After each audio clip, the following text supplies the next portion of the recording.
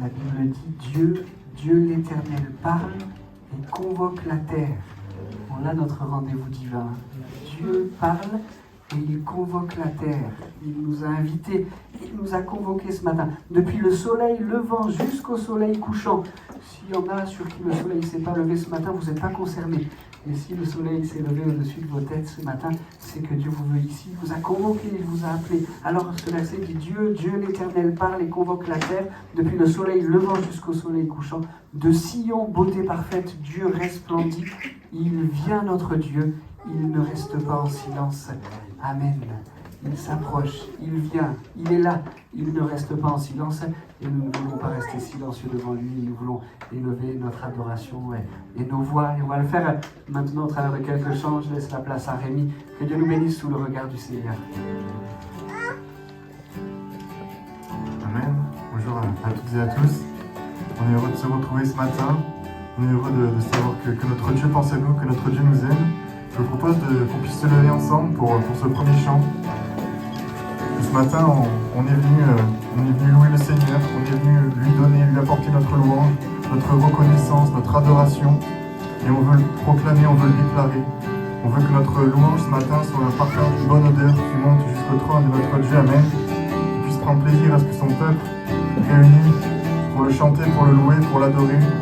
On ne veut pas seulement venir auprès de Dieu pour lui demander, pour lui réclamer des choses, mais on veut venir auprès de notre Seigneur pour le louer, pour le remercier de tout ce qu'il a fait, de tout ce qu'il est en train de faire. Il est puissant. Alors qu'on puisse chanter ce premier chant avec force, avec foi, avec amour pour notre Seigneur. Amen.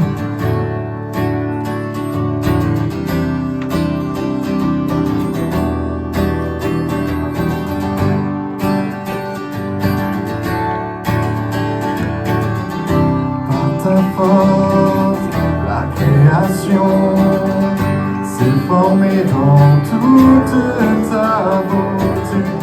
Les étoiles, les galaxies sont le reflet de ta majesté. Tu es le Dieu qui règne dans les cieux. Tu tiens l'univers dans ta main, tu es le Dieu créateur. Hier, aujourd'hui, demain, tu restes Dieu rédempteur. Tu es tout puissant, tu es tout puissant. On veut le déclarer ce matin, tu es tout puissant.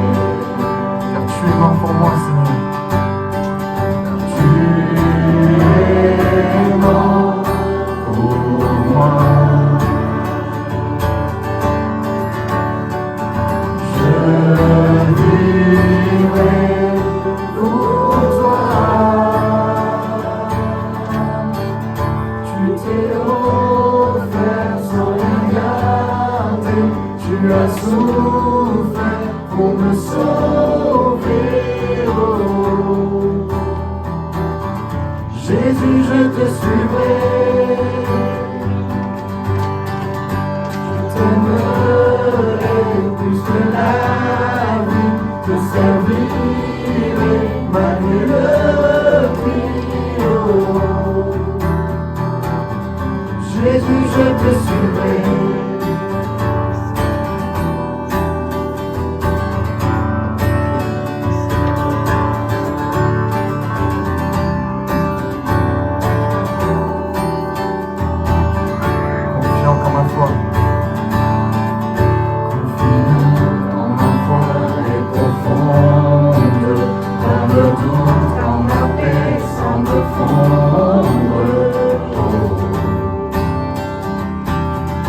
Jésus, je te suivrai.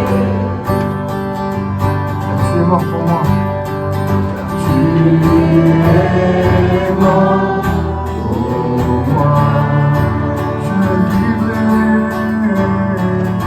Je vivrai pour toi. Tu es mort. Tu es mort pour moi. Je vivrai pour toi. Oh, tu t'es offert sans rien gagner, tu as souffert pour me sauver. Oh. Jésus, je te suivrai, je t'aimerai plus que la vie, te servirai malgré le prix. Oh. Jésus, je te suivrai.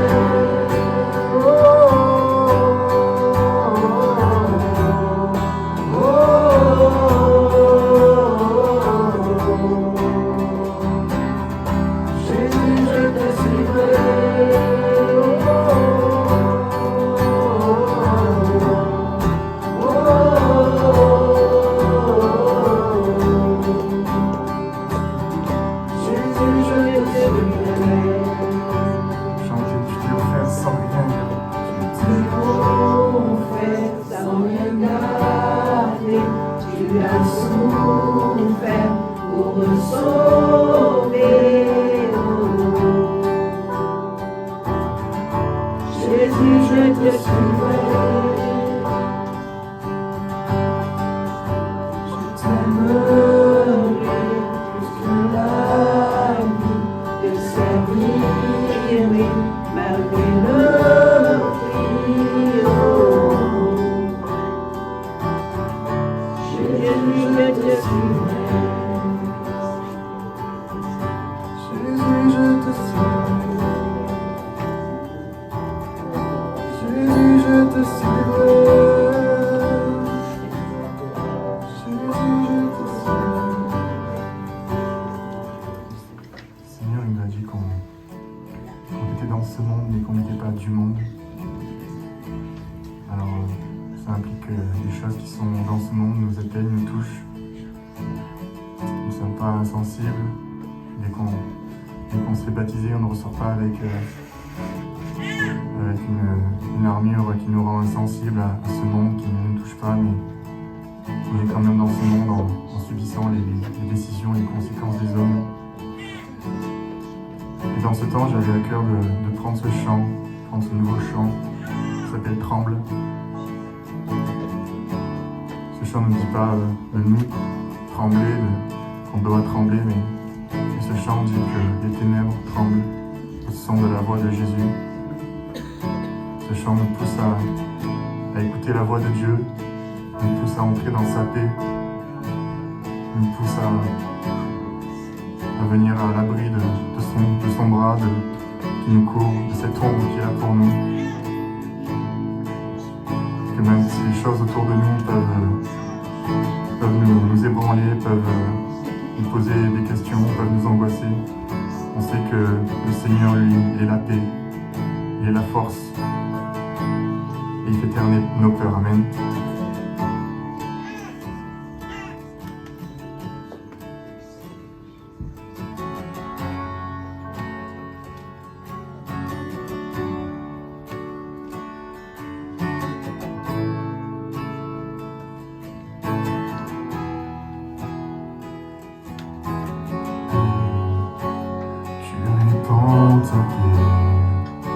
L'orage autour de moi qui s'appelle à ton nom calme. L'océan se calme, la rage en moi se calme, toutes les vagues à ton nom chante paix. Tu répands ta paix, l'orage autour de moi qui s'apaise à ton nom calme. L'océan se calme, la rage en moi se calme, toutes les vagues à ton nom. Jésus, Jésus, tu fais trembler les ténèbres. Jésus, Jésus, c'est la peur. Jésus, Jésus, tu fais trembler les ténèbres. Jésus, Jésus, souffle, que ces eaux reviennent, que ces poumons chantent et encore. Jésus, Jésus, tu fais trembler les ténèbres. Jésus, Jésus, fais la peur. Jésus, Jésus, tu fais trembler les ténèbres. Jésus, Jésus, ton nom, la lumière qui a confondu l'enfer. Ton nom n'a jamais terrassé. Ton nom est vivant, pour toujours élevé.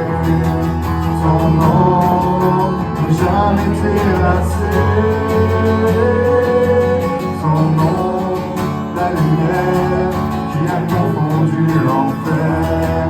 Ton nom n'est jamais terrassé. Ton nom est vivant, pour toujours élevé. Ton nom n'est jamais terrassé. Jésus, Jésus, tu fais trembler les ténèbres. Jésus, Jésus, c'est la peur. Jésus, Jésus, tu fais trembler les ténèbres. Jésus, Jésus, c'est la peur.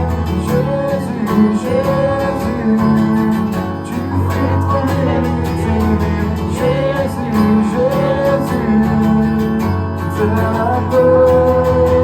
Jésus, Jésus, tu fais trembler les ténèbres. Jésus, Jésus,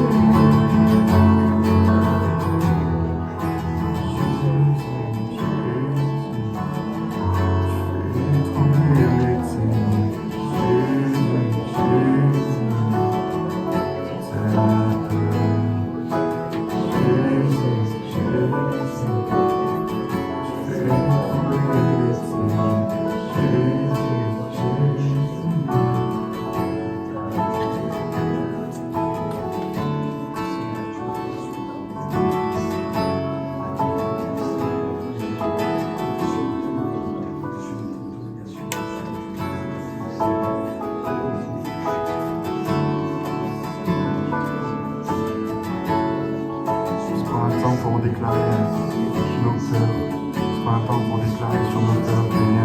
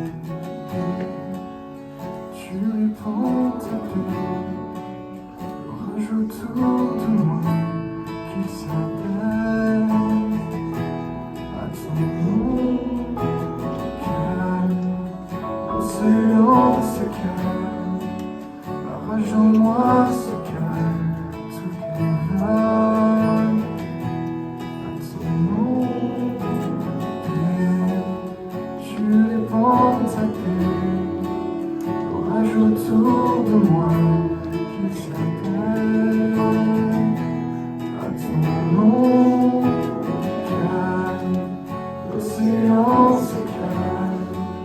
La rage en moi s'éclate, toutes les vagues à ton nom.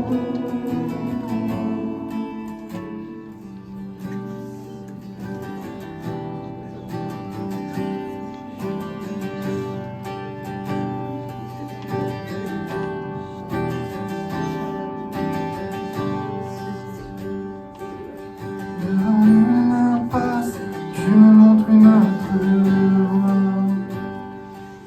Ça n'a pas de sens, c'est le mystère de la foi. Quand je vois l'orage, tu vois une promesse. Quand je vois une porte, tu vois une porte. Et quand je suis à bout, tu vois un nouveau départ. Je ne sais pas ce que tu feras, mais tu agiras. Je ne sais pas ce que tu feras, mais tu agiras. Tu es fidèle à tes promesses de l'Éden à Sion dans toutes les impasses et lors du tombeau. Je ne sais pas ce que tu feras, mais tu agiras. Quand le monde prend feu, tu as déjà prévu un plan. Et quand toute la terre tremble sur ses pieds, ton aiguille se tient. Non, rien ne t'a jamais étonné. Non, rien ne peut t'intimider. Même quand tout s'effondre, l'enfer ne peut rien contre nous. Je ne sais pas ce que tu feras, mais tu agiras. Je ne sais pas ce que tu feras, mais tu agiras. Tu es fidèle à tes promesses de l'Éden à Sion dans toutes les impasses et lors du tombeau. Je ne sais pas ce que tu feras, mais tu agiras. Tu m'as sorti de l'Égypte en séparant la mer. Désormais libre pour te louer, tout s'accomplit en toi. Et quand je vois d'où l'on vient, traversant le Jourdain, désormais libre pour t'adorer, tout s'accomplit en toi. Je ne sais pas ce que tu feras, mais tu agiras. Je ne sais pas ce que tu feras, mais tu agiras. Tu es fidèle à tes promesses de l'Éden à Sion dans toutes les impasses et lors du tombeau. Je ne sais pas ce que tu feras, mais tu agiras. Oh, je ne sais pas ce que tu feras, mais tu agiras. Je ne sais pas ce que tu feras, mais tu agiras. Tu es fidèle à tes promesses de l'Éden à Sion dans toutes les impasses et lors du tombeau. Je ne sais pas ce que tu feras, mais tu agiras. Je ne sais pas ce que tu feras, mais tu agiras. Je ne sais pas ce que tu feras, mais tu agiras. Je ne sais pas ce que tu feras, mais tu agiras. Je ne sais pas ce que tu feras, mais tu agiras.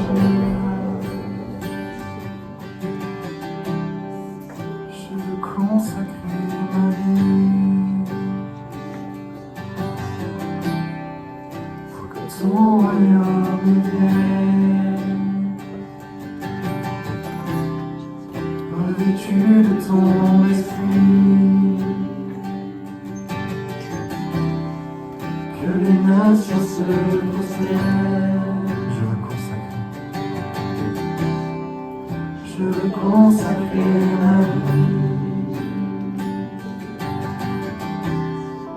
pour que ton royaume vienne, revêtu de ton esprit, que les nations se prosternent. Rends-moi sensible à ta voix, rends-moi dépendant de toi. Me voici, envoie-moi. Me voici, conduis-moi. Me voici, façonne-moi. Fais ce que tu veux de moi. Me voici, envoie-moi. Me voici, conduis-moi. Me voici, façonne-moi. Fais ce que tu veux de moi. J'ai déclaré au monde qu'il existe une bonne nouvelle. Et même si les flots inondent, je chante l'essentiel. Chaque jour, chaque seconde, je veux dépendre du ciel. Et même si les temps répondent, je répondrai à l'appel. Je veux déclarer au monde qu'il existe une bonne nouvelle. Et même si les flots m'ignorent, je chanterai l'essentiel. Chaque jour, chaque seconde, je veux dépendre du ciel. Et même si le temps répond, je répondrai à l'appel. Me voici, envoie-moi. Me voici, conduis-moi. Me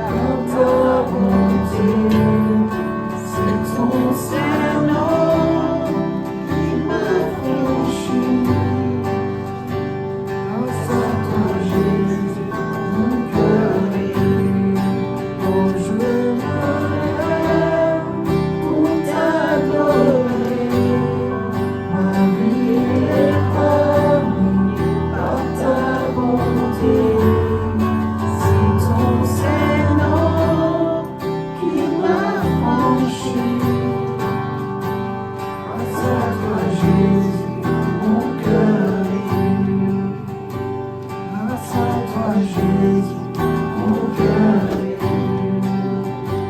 Grâce à toi Jésus, mon cœur est pur. Amen. Amen. Gloire à Dieu. J'aimerais qu'on puisse ensemble ce matin s'arrêter sur un récit des Écritures, un récit qui est incroyable. Et je choisis le mot incroyable, non pas pour la définition qu'il pourrait avoir, c'est quelque chose qu'on ne peut pas croire, c'est pas ce que ça veut dire incroyable. Incroyable, c'est merveilleux, c'est tellement époustouflant. Et j'aimerais qu'on puisse plonger nos regards ce matin ensemble dans un récit des Écritures qui est époustouflant. J'aimerais qu'on puisse faire ensemble un travail. Vous savez, parce que pour beaucoup d'entre nous, nous connaissons déjà ces récits. Parce que pour beaucoup d'entre nous, nous avons été bercés dans ces récits bibliques, parce que nous en avons entendu plusieurs des prédications. Il n'y a plus de suspense. On connaît la fin de l'histoire. Et quelquefois, on s'habitue à l'incroyable, on s'habitue à l'époustouflant, on s'habitue et on ne voit plus la richesse et la grandeur de ce que Dieu a fait. J'aimerais qu'on puisse essayer de faire cet exercice. Seigneur, donne-moi de voir ce texte comme si je le lisais pour la première fois. Et parle-moi avec ce texte comme si tu me parlais pour la première fois. Et si, à la lecture de ce texte, ou si pendant cette prédication, il y a cette pensée qui dit « Ah oui, ça je sais, ah oui, ça je connais », enlevez ça. Et dites « Seigneur, parle-moi comme la première fois. Rends ce récit, Seigneur, comme vivant en moi, comme pour la première fois. Donne-moi de pouvoir toucher ton incroyable ce matin. Donne-moi de me laisser stupéfier parce que... Oui, c'est peut-être pas le mot, je ne sais plus, mais parce que tu as fait, Seigneur, je veux plonger mes regards dans ta parole en réalisant que tu es celui qui ne change pas et que tu vas faire ce matin au milieu de nous ce que tu as fait hier dans le livre de l'Exode au chapitre 2 et au verset 1. Si vous avez vos Bibles, cherchez avec moi Exode chapitre 2 et au verset 1. Pour ceux qui étaient avec nous dimanche il y a 15 jours, nous avions notre culte de famille et nous parlions de ce moment si particulier que le peuple a connu quand il était en esclavage. On va revenir dans ce contexte-là, on va à nouveau trouver le peuple qui est en esclavage. On ne parlera pas des briques qu'ils avaient à faire comme les enfants en ont fait dimanche il y a 15 jours, mais on va prendre cette situation-là, ce contexte-là, avec un angle particulier, celui de la naissance de Moïse. On a eu la joie de voir de nos yeux Moïse il y a 15 jours. Moïse s'appelait Louana il y a 15 jours, vous vous rappelez. On a vu Moïse et on l'a vu se présenter devant Pharaon pour lui demander de libérer le peuple. Ici, on recule juste un petit peu et on va s'arrêter ensemble sur la naissance de Moïse. Je pense que vous avez Exode au chapitre 2 et au verset 1. Un homme de la maison de Lévi avait pris pour femme une fille de Lévi. Cette femme devint enceinte et enfanta un fils. Elle vit qu'il était beau et elle le cacha pendant 3 mois. Ne pouvant plus le cacher, elle prit une caisse de jonc qu'elle enduisit de bitume et de poix et elle y mit l'enfant et le déposa parmi les roseaux sur le bord du fleuve. La sœur de l'enfant se tint à quelque distance pour savoir ce qui lui arriverait. La fille de Pharaon descendit au fleuve pour se baigner et ses compagnes se promenèrent le long du fleuve. Elle aperçut la caisse au milieu des roseaux et elle envoya sa servante pour la prendre. Elle l'ouvrit et vit l'enfant. C'était un petit garçon qui pleurait. Elle en eut pitié et elle dit « C'est un enfant des Hébreux ». Alors la sœur de l'enfant dit à la fille de Pharaon « Ne veux-tu que j'aille te chercher une nourrice parmi les femmes des Hébreux pour allaiter cet enfant ?»« Va, lui répondit la fille de Pharaon. Et la jeune fille alla chercher la mère de l'enfant. La fille de Pharaon lui dit « Emporte cet enfant et allaite-le-moi, je te donnerai ton salaire. » La femme prit l'enfant et l'allaita. Quand il eut grandi, elle l'amena à la fille de Pharaon, et il fut pour elle comme un fils. Elle lui donna le nom de Moïse, car dit-elle « Je l'ai retiré des eaux. » Gloire à Dieu.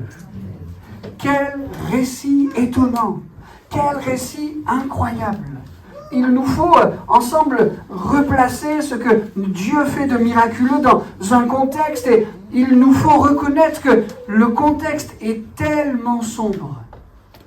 Je le disais, le peuple est réduit à l'esclavage et Pharaon et les gens qu'il a mis en place pour tenir le peuple en bride sont tellement durs, ils doivent sans cesse travailler, les exigences sont toujours plus nombreuses et le peuple tout entier est réduit à l'esclavage. Mais comme si cela n'était pas suffisant, comme cette rigueur du maître sur son esclave, qu'il le fait avec non amour, mais avec une haine violente, comme si cela n'était pas suffisant. Voilà que dans le cœur de Pharaon va naître un autre projet. On va limiter ce peuple en demandant aux sages-femmes de ôter la vie à tous les enfants mâles. Et alors que le peuple connaissait déjà l'épreuve tellement douloureuse de vivre en esclavage, voici que ce décret arrive jusqu'à eux. Plus aucun enfant mâle ne vivra au milieu du peuple hébreu. Ça, c'est ce que Pharaon avait dit. Mais Dieu n'avait pas dit la même chose. Et vous connaissez ce récit, c'est le chapitre juste avant avec Exode 1. Les sages-femmes vont mettre leur vie en danger pour ne pas respecter, pour ne pas accomplir ce que Pharaon avait demandé. Il est dans une colère noire, mais voilà que la vie des jeunes mâles, des jeunes enfants, des nourrissons hommes est suspendue à un fil. La première chose que je voudrais souligner en m'arrêtant sur ce texte, c'est cette petite phrase. Elle devint enceinte. Elle devint enceinte. Pour nous, aujourd'hui, je crois que c'est toujours ou presque toujours une bonne nouvelle. Là, ça ne l'est pas. Essayons de nous mettre quelques instants à la place de ce jeune couple. Tu es enceinte. Est-ce que ça va être un garçon ou une fille? Est-ce qu'on va nous l'enlever à la naissance? Est-ce qu'en plus de toutes nos peines, est-ce qu'en plus de toutes nos douleurs, est-ce qu'en plus de tout ce que nous avons à traverser, on va avoir à connaître la terrible épreuve de voir notre enfant nous être retiré, de voir notre enfant mourir? Elle devint enceinte. Vous savez, il y a des moments dans notre vie où on peut se poser des questions. Qu'est-ce qui m'arrive? Pourquoi ça m'arrive? Est-ce que l'esclavage n'était pas suffisant? Pourquoi est-ce qu'en plus j'ai cette angoisse qui vient s'ajouter, cette crainte? Je suis enceinte. Qu'est-ce qui va se passer demain? Comment on va s'en sortir? Comment on va y arriver? Est-ce que je vais avoir la force de vivre encore quelque chose de plus difficile que ce que je porte déjà jusque-là? Elle devint enceinte. On sait, parce qu'on a lu la suite du texte, parce qu'on la connaît, on sait ce que Dieu fait. On sait qu'il est en train de susciter un libérateur pour le peuple. On sait que cette mère va avoir à connaître de nombreuses joies et que cette grossesse, que cette naissance va susciter dans son cœur et en elle de nombreuses joies. Mais elle ne le sait pas encore. Et elle nous apprend quelque chose ce matin. Dieu ne se trompe pas. Dieu ne se trompe pas. Je vais le redire une fois en l'appuyant encore un peu plus fort. Dieu ne se trompe jamais. Quelquefois on dit, Seigneur, pourquoi? Est-ce que ma charge n'était pas déjà suffisamment lourde à porter? Une autre vient s'ajouter. Dieu ne se trompe jamais. Il a un plan. Certainement que son plan nous étonnera. Certainement que son plan nous époustouflera. Parce que lui sait faire ça. Parce que lui sait où il va. Ça nous est tous arrivé de monter dans une voiture. On espère que la personne qui conduit sait où il va. Encore hier, j'étais dans une voiture dans une ville que je connaissais très mal pour aller à un endroit que je ne connaissais pas. Et la personne qui devait me conduire était au téléphone avec un coup de fil important qu'elle ne pouvait pas reporter. Et moi, il fallait que j'aille à tel endroit. J'avais aucune idée d'où c'était. Et donc, une fois sur 12, j'avais une indication. C'était là. Dieu sait où il va. Dieu sait où il t'emmène. Et si tu as fait le choix de dire, tu prends le volant de ma vie, il sait où il t'emmène. Peut-être qu'il y a des moments de secousse, peut-être qu'il y a des moments d'émotion, en disant, Seigneur, je suis enceinte. Ou bien, Seigneur, il arrive ça. Je ne sais pas ce que ça va donner. Je ne sais pas comment je vais y arriver, je ne sais pas comment je vais m'en sortir. Mais je voudrais te dire ce matin, Dieu ne se trompe jamais et il a un plan. La deuxième chose sur laquelle je voudrais m'arrêter, c'est cette phrase, ça y est, le bébé est né, elle vit qu'il était beau. Elle vit qu'il était beau. Avec cette phrase, je voudrais déposer sur nos cœurs, graver sur nos cœurs une seconde vérité. Dieu sait mettre du beau au milieu de l'horreur. Ce que le peuple juif avait à connaître en ces moments-là, ce que le peuple hébreu avait à connaître dans ces moments-là, c'était l'horreur. Leur quotidien était fait d'horreur. Mais Dieu s'est approché pour déposer du beau dans l'horreur. Vous savez, on essaye de le faire, nous. On essaye d'embellir. Tiens, chérie, on va mettre une jolie tapisserie là sous cette pièce. On essaye d'embellir et on a raison de le faire. On essaye de construire le beau dans nos vies et on a raison de le faire. Seigneur, renouvelle nos forces pour qu'on plante du beau dans chaque endroit de nos vies. Mais Seigneur, notre espérance, c'est que toi, tu le fais tellement mieux que nous.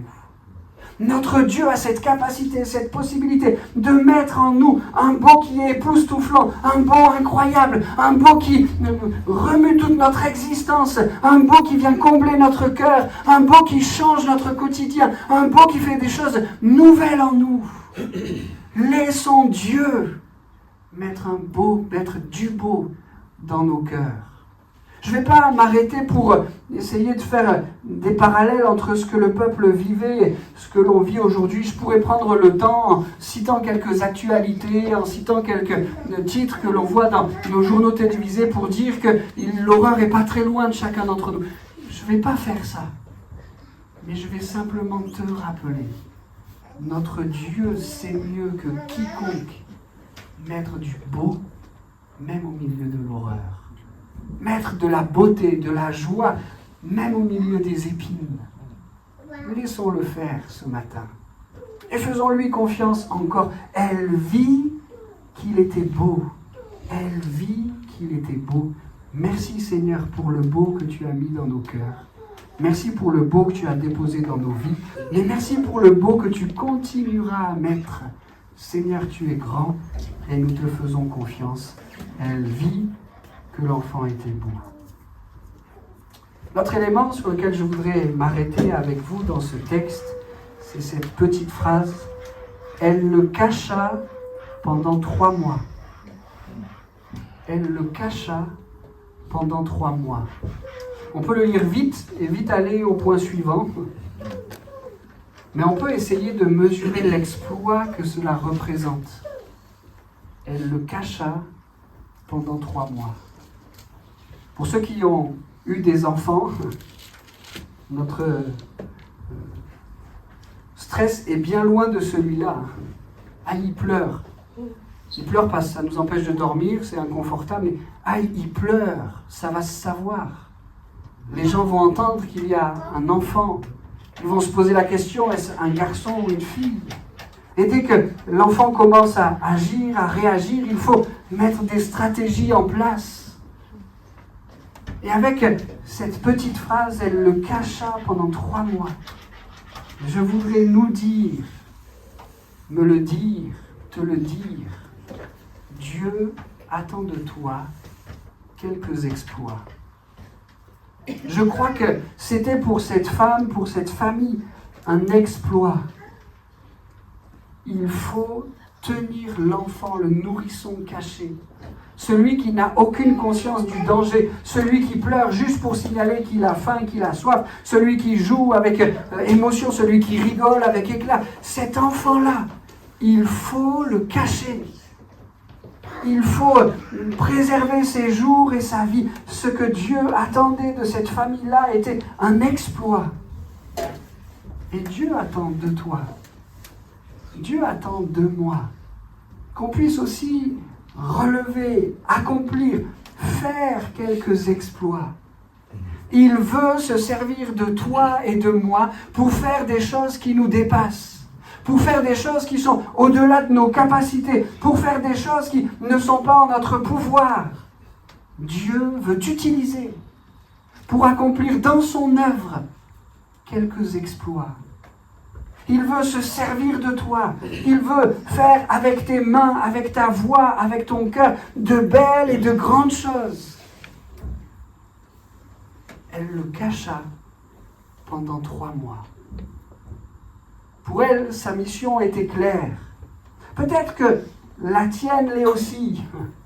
Tu sais ce que Dieu attend de toi parce que tu y es déjà engagé et tu relèves ce défi dans ton quotidien. Peut-être que tu sais ce que Dieu attend de toi, mais tu n'as pas encore mis le pied dans le service, dans la situation. Peut-être que tu sais ce que Dieu attend de toi, mais c'est quelque chose qui s'est endormi. Je ne sais pas.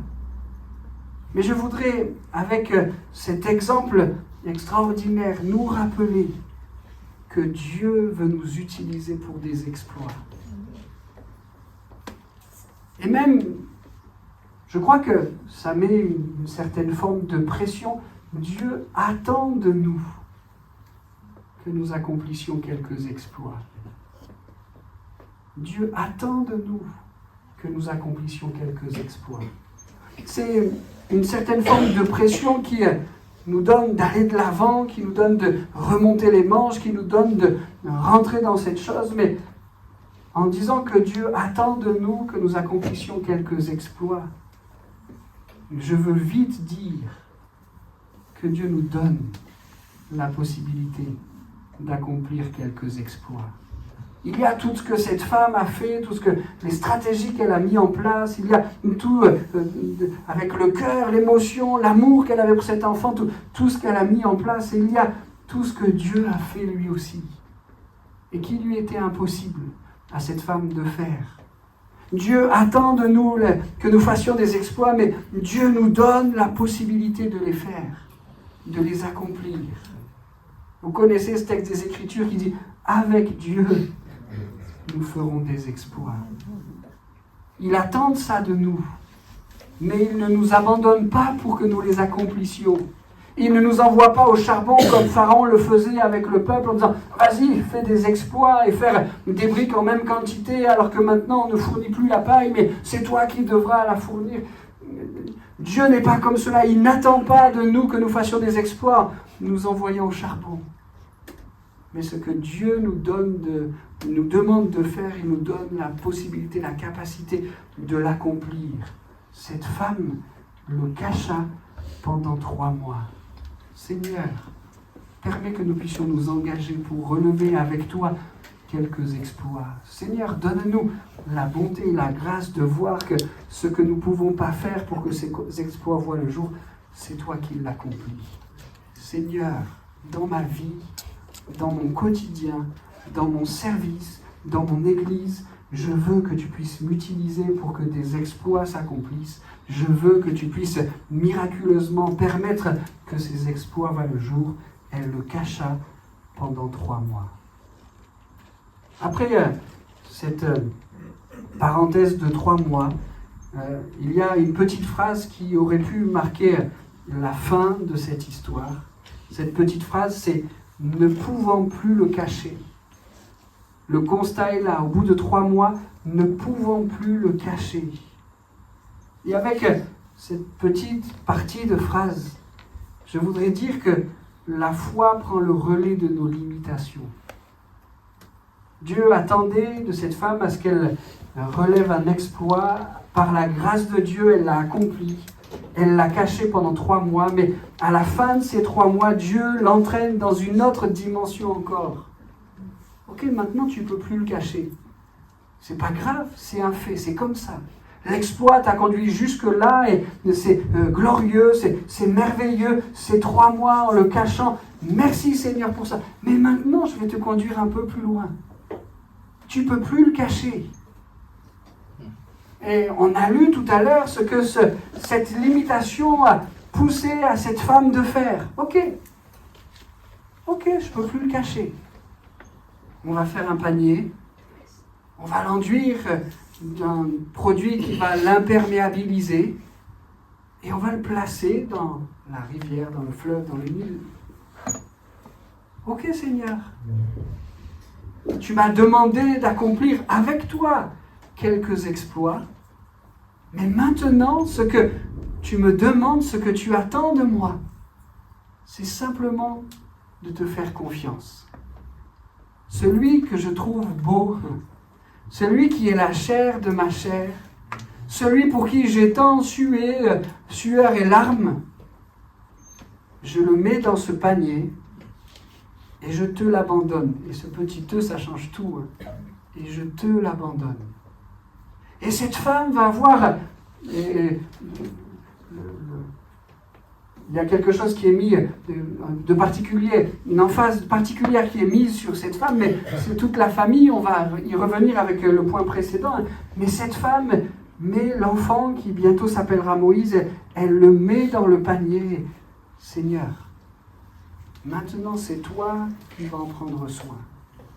Et vous savez, entre l'exploit que Dieu attendait de cette femme hier et la foi qu'il attend d'elle maintenant, en fait, en vrai, je ne sais pas ce qui est le plus difficile. Peut-être que cette femme aurait préféré avoir à suer encore, sueur et larmes. Peut-être qu'elle aurait préféré maîtriser encore les choses et essayer de trouver d'autres stratégies, d'autres éléments. On va y arriver, on va s'en sortir. Mais ce que Dieu attend d'elle maintenant, c'est une autre situation, une autre chose. Maintenant, c'est une foi totale. Elle avait déjà la foi pour faire ce qu'elle faisait. La foi de dire qu'elle pouvait cacher l'enfant et tout ça. Mais maintenant, c'est une foi totale. Tu places l'enfant dans le panier et tu le déposes sur le Nil. Seigneur, donne-moi de savoir t'offrir cette même foi. Donne-moi de savoir t'abandonner. Les choses pour lesquelles j'ai plus, ou tu me demandes de ne plus avoir la main sur elles, l'emprise sur elles. Seigneur, je fais le choix de te faire confiance. Je fais le choix de ne pas regarder à tout ce que je pourrais imaginer qui va se passer. On pourrait essayer de faire l'exercice. Qu'est-ce qui pourrait arriver à cet enfant sur le Nil? Allez-y. Une croco, une croco. C'est la chose à laquelle on pense en premier. Ouais. Il peut y avoir d'autres drames. Allez-y. Qui coule. Ah, on n'a pas mis assez de produits et l'enfant a tenu quelques instants, quelques minutes, quelques heures à la surface de l'eau, mais qu'est-ce qui pourrait arriver encore? On n'aurait pas pu le trouver. Que personne ne le trouve. Ça fait penser à un autre scénario possible. Que la fille du pharaon aille le donner, qui le tue. Ouais. Que ce soit le pharaon ou même quelques Égyptiens qui avaient cette consigne-là. Et bien on va accomplir la loi, on va appliquer la loi. Pharaon ne demande que, et c'en est fini de l'enfant. Que la mère chasse d'habits. Qu'elle récupère, oui. Et vous savez, je pense que tous ces scénarios, c'est une mère. J'imagine pas que ces scénarios n'aient pas effleuré. J'imagine pas que ces scénarios n'aient pas cherché à venir s'installer dans son cœur. J'imagine pas que nous, en quelques instants, on y a pensé, mais elle, c'est son fils qu'elle met là dans le panier. J'imagine pas qu'il se soit passé des moments sans que tous ces scénarios ne viennent pas perturber son cœur et même, je vais le dire différemment, ne viennent pas attaquer sa foi. Qu'est-ce que tu es en train de faire? Est-ce que c'est ce qu'on attend d'une mère? Est-ce que tu es sûr de ce que c'est la bonne décision? Et sa foi est attaquée. Est-ce que c'est le bon choix? Mais cette femme reste forte dans sa foi. Hier, avec Dieu, avec l'aide de Dieu, elle a accompli des exploits. Aujourd'hui, l'exploit que Dieu lui demande, c'est simplement sa foi. Seigneur, aide-nous. Aide-nous à remporter cette victoire de la foi. Quand des scénarios viennent nous percuter, quand on imagine tout un tas d'issues, et à chaque fois plus catastrophiques les unes que les autres, quand on a l'impression que la solution qui s'ouvre devant nous, quand on a l'impression que ce que Dieu attend de nous, c'est tellement risqué. Seigneur, aide-nous à déposer à tes pieds ce que tu nous demandes de déposer simplement en te faisant foi. Seigneur, tout est entre tes mains. Et ce que tu me demandes d'accomplir, ce que tu me demandes de faire, mon avenir, tout ce qui va arriver dans mes circonstances et dans mes jours, c'est toi qui le maîtrises. La foi prend le relais de nos limitations. Seigneur, je suis limité. Seigneur, en bien des circonstances, en bien des situations, je suis limité, ne pouvant plus le cacher. Mais quand je touche à mes limites, c'est pour moi une formidable occasion de t'offrir une foi complète, totale. Seigneur, je te fais confiance.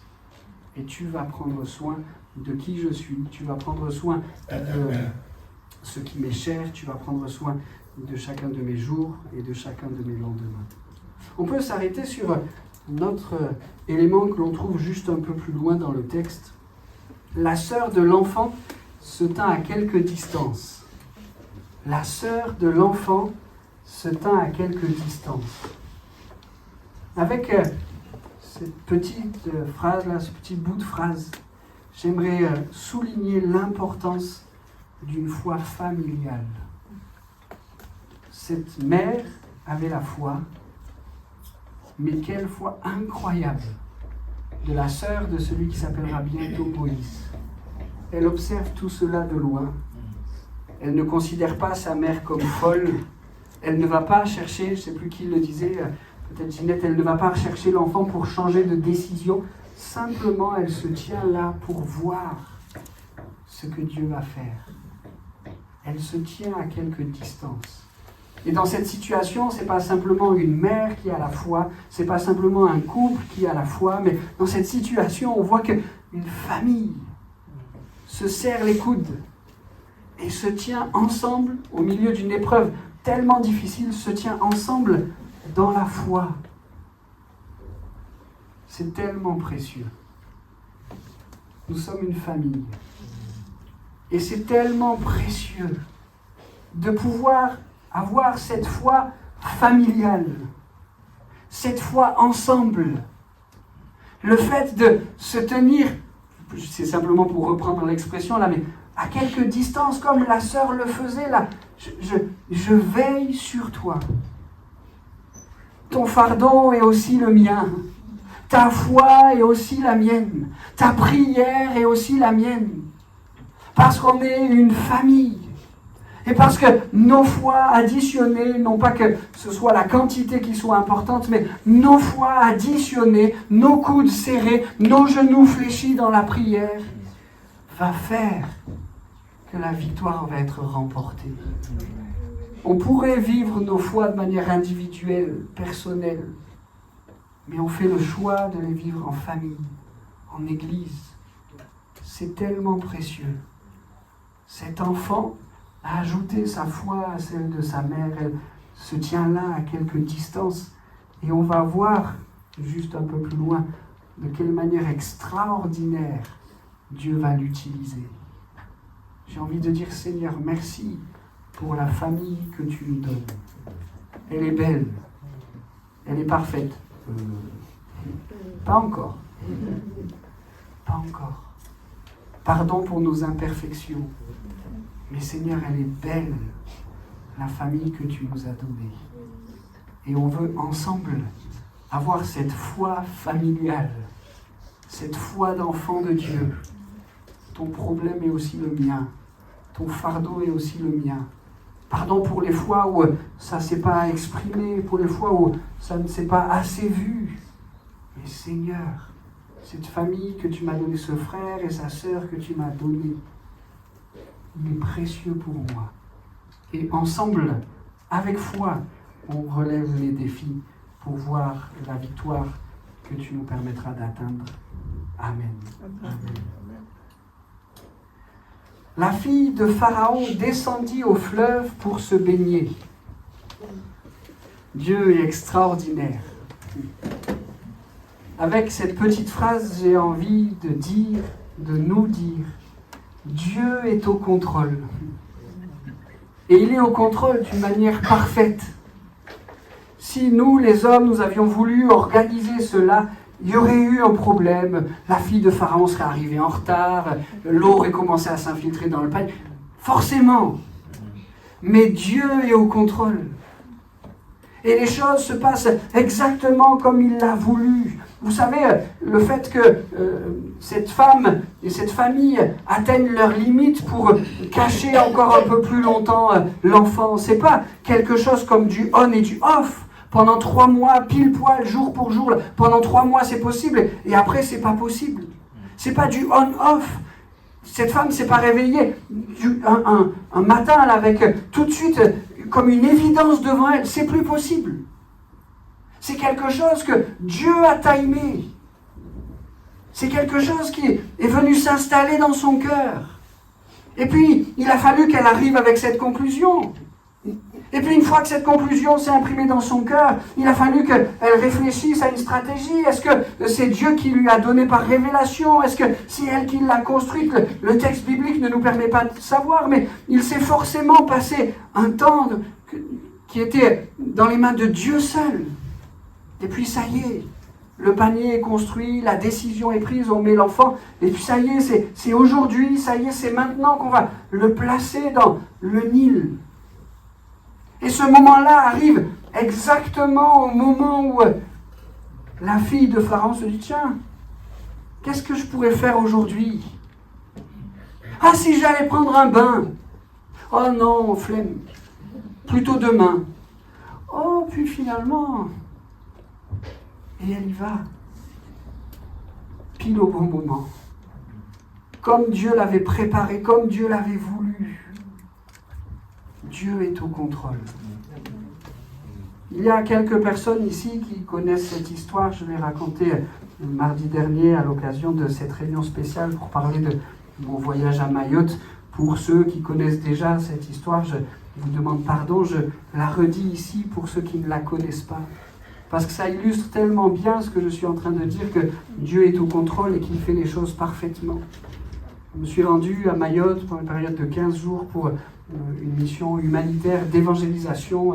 Et dans l'humanitaire, il y avait 2 aspects. Le fait de distribuer de la nourriture à ceux qui en manquent tellement à cause de l'ouragan, du typhon, je ne sais jamais comment il faut dire, je ne fais pas encore la différence, mais qui est passé sur l'île. Et donc, nous y allons pour bénir cette population, mais on a trouvé des gens dans une souffrance telle, dans des moments, des difficultés telles que on s'était préparé à ça, mais c'était même au-delà de ce à quoi on s'attendait de trouver. On a vu des gens qui avaient faim, mais qui avaient vraiment faim et qui pouvaient devenir violents juste en voyant de la nourriture parce qu'il leur fallait cette nourriture. Et on a trouvé une situation qui est vraiment difficile avec une île qui connaît, et c'est pas nouveau, c'est pas simplement depuis le drame qu'elle a connu, c'était déjà le cas avant, mais une île qui connaît de l'insécurité. Et quand les gens sur place ont reçu notre petite équipe, ils nous ont dit, il faut à tout prix que vous vous organisiez pour qu'à 18h, quand il fait nuit, vous soyez rentrés au gîte, parce que l'île est dangereuse après 18h. Et donc on s'organisait pour essayer de le faire au mieux. Je dois vous avouer que ce n'était pas facile, mais ce jour-là, c'était samedi soir, après une très grosse journée d'évangélisation où on était épuisés, on n'a pas tenu le timing. Et on était sur la route de nuit à 20h30. Et les gens nous avaient dit, à ces horaires-là, il y a des coupeurs de route qui s'installent, ils mettent un barrage fait de briques et de brocs sur la route, et ils arrêtent les voitures, ils cassent la vitre de la voiture, ils récupèrent portable, argent, portefeuille, papier, passeport, etc. Ils disent, si ça vous arrive, surtout vous n'essayez pas de dissimuler, de cacher les choses, vous donnez tout de suite tout. Et quand ils sont bien lunés, ils prennent simplement les affaires qu'on leur donne, mais ça peut arriver que les choses aillent plus loin. Et donc ce jour-là, il est 20h30, on est 3 voitures, on est sur la route, il fait nuit, et on se casse le nez sur un barrage qui vient d'être installé. Un homme vient, il a une machette à la main, et il s'approche de la première voiture. Moi j'étais la 3e voiture, il s'approche de la première voiture pour commencer à détrousser la première voiture. Je commence à reculer pour laisser la place aux voitures qui sont devant pour faire leur manœuvre et pour qu'elles puissent repartir. Et je m'attends à ce que le coup tombe et à ce que la première voiture soit agressée. Et puis en réfléchissant quelle est la meilleure méthode pour réagir, c'est là qu'on entend une sirène retentir au loin. La personne qui, je le voyais bien, c'était à quelques mètres devant moi, la personne qui s'approchait de la première voiture a marqué un recul, elle a fait demi-tour, elle commençait à partir et puis elle s'est dit qu'il fallait qu'elle enlève tout ce qu'elle avait laissé au bord de la route et elle va en courant jusqu'au barrage qu'elle avait mis là. Il met un gros coup de pied dans tout ce qu'il avait étalé sur la route pour bloquer les voitures et il s'en va en courant. Et alors qu'il s'en va, la sirène arrive, la voiture arrive. Lui pensait que c'était la police, nous pensions que c'était la police. En fait, c'était simplement une ambulance du salut, mais que Dieu avait envoyée à la seconde près, au bon moment, pour nous protéger. Et de la même manière que dans le récit avec Moïse, il a envoyé à la minute près la fille de Pharaon pour se baigner à l'endroit exact où l'enfant avait été déposé dans le fleuve. Dieu nous montre qu'il est au contrôle. Il prend soin de nous, il envoie hier la fille de Pharaon, aujourd'hui l'ambulance du Sami au bon moment. Dieu prend soin de nous et il nous protège. Dieu est au contrôle. Je veux terminer en soulignant 2 choses. Veux-tu que j'aille te chercher une nourrice parmi les femmes des Hébreux pour allaiter cet enfant ? Et puis un peu plus loin, la fille de Pharaon répond « Je te donnerai ton salaire ». Je crois que ces versets-là nous permettent de nous poser la question « Est-ce que je rêve assez grand ?» Est-ce que je rêve assez grand ? Rendez-vous compte de la réaction de cette jeune fille, elle est là, elle veille sur son petit frère de loin. Il y a la fille de Pharaon qui va recueillir le panier, l'enfant. Peut-être que dans son cœur, de la terreur aurait pu naître en disant « Mais c'est la pire personne pour recueillir l'enfant. » Pharaon, celui-là même qui a ordonné à tous que les enfants, les garçons soient mis à mort, c'est la pire des situations. Mais non, elle n'est pas terrorisée, elle n'est pas dans une grande angoisse, mais elle rêve grand. Elle sort de son taillis, de son buisson, là, des roseaux derrière lesquels elle se cachait. Elle s'approche de la fille des pharaons, elle a une idée dans le cœur. Ah, tu vas le garder cet enfant, mais tu ne peux pas l'allaiter. Peut-être que je pourrais trouver parmi les Hébreux quelqu'un qui pourrait l'allaiter pour toi. Elle rêve grand. Est-ce qu'on rêve grand ? Est-ce que dans nos situations, on a l'impression, est-ce qu'on peut s'attendre à ce que Dieu fasse des grandes choses en nous, avec nous et pour nous ? Seigneur, que cette petite fille, elle soit pour moi un exemple. Seigneur, donne-moi de rêver grand. La fille de Pharaon va dire, ok, la fille va courir jusqu'à sa mère. Dieu a pourvu pour une solution, tu vas pouvoir allaiter l'enfant encore. Tu l'as fait pendant 3 mois, tu vas pouvoir le faire jusqu'à ce qu'il soit sevré. Et même, tu vas avoir un salaire pour ça. Notre Dieu est grand. Et il nous faut rêver grand. Seigneur, pardon pour les fois où on a vu la fille de Pharaon s'approcher, on a dit la catastrophe. La catastrophe. Seigneur, donne-nous de nous attendre à toi. Avec la foi d'un enfant. Donne-nous de rêver grand, parce que tu es grand, parce que tu es un grand Dieu. Il lui donna le nom de Moïse, ça veut dire « je l'ai sorti des eaux ». Mais qu'est-ce que Moïse veut dire pour nous ? C'est celui qui a libéré le peuple. C'est celui qui a, avec Dieu, relevé de grands exploits. C'est celui de qui Dieu s'est servi pour faire de grandes choses. Nous avons un Dieu comme cela. Et d'un petit enfant qui était entouré d'un contexte tellement douloureux, avec tellement d'atrocités autour de lui. Un petit enfant qui était si fragile dans un panier. Dieu en a fait un libérateur. Pour faire des choses tellement incroyables. Les plaies sur l'Égypte, la mer qui s'ouvre, l'eau qui jaillit du rocher.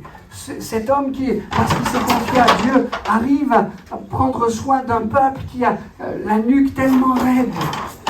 qu'ils arrivent à maintenir un semblant d'unité avec l'aide de Dieu. Voilà qu'ils vont lever le poing contre Dieu. Voilà qu'ils vont s'opposer à Moïse. Voilà qu'ils vont se battre entre eux, mais avec fidélité, avec persévérance. Ce Moïse-là, celui qui avait été placé dans le panier, cet enfant si fragile, voilà que ce Moïse-là, Dieu l'a mis à la tête de tout le peuple pour faire quelque chose de tellement grand et de tellement précieux. Il fallait que le peuple de la promesse se réinstalle dans le pays promis. Et pour le faire, il y avait un défi incroyable à relever. Moïse a été cet homme. Elle l'appela Moïse. Et parce que placé entre les mains de Dieu, Moïse a relevé ce défi. Vous savez, c'est pas simplement aux yeux de sa mère que Moïse a été beau, mais c'est aussi aux yeux de Dieu. Et Dieu s'est servi de lui. Le Seigneur veut nous rendre beaux, le Seigneur veut nous rendre utiles entre ses mains. Merci Seigneur. Nous sommes enfants fragiles. Et bien souvent, nous avons l'impression d'être si fragiles dans un panier au milieu du Nil, mais c'est pas comme ça que tu nous regardes.